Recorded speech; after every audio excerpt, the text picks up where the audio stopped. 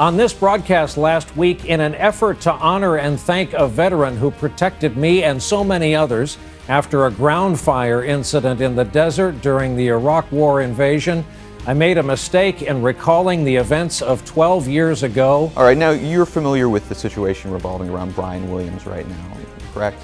I am. How he lied about being under fire in Iraq, and now everything's crashing down around him. And I wanted to get your feelings as a veteran, and you did see combat situations, is that correct?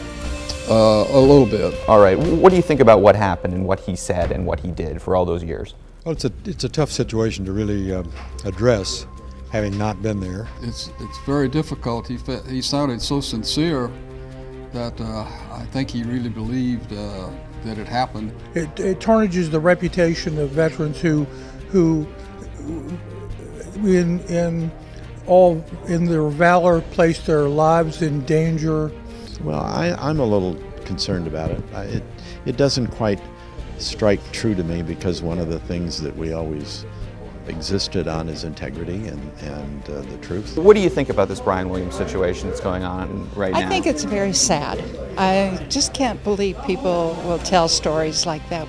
That's wrong. As a news anchor, someone who comes into your living room every night, not literally, but relies on the trust, and his currency is credibility.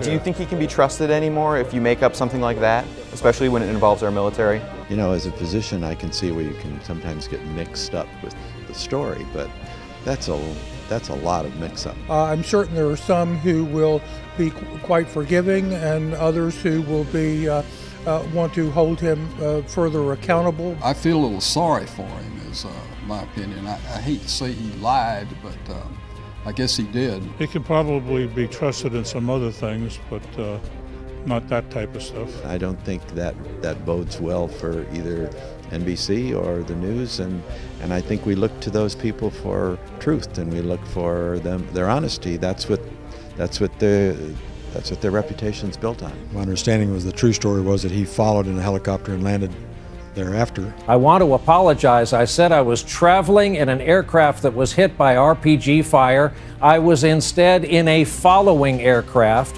And I suppose he just at some point embellished his story a little bit to help it sell and to help it be a little more spectacular. I can't imagine doing something like that. I had family that was in TV and radio.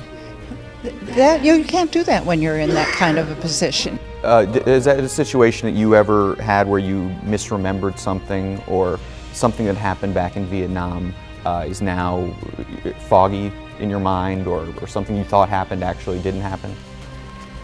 No, I don't recall anything like that.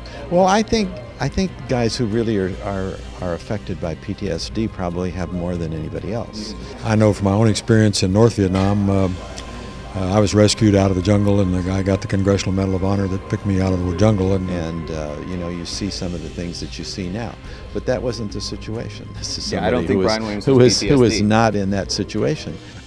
I'd find that hard to believe, because I was shot with a SAM-2 missile, and I'd never forget it. You never forget No. something like that.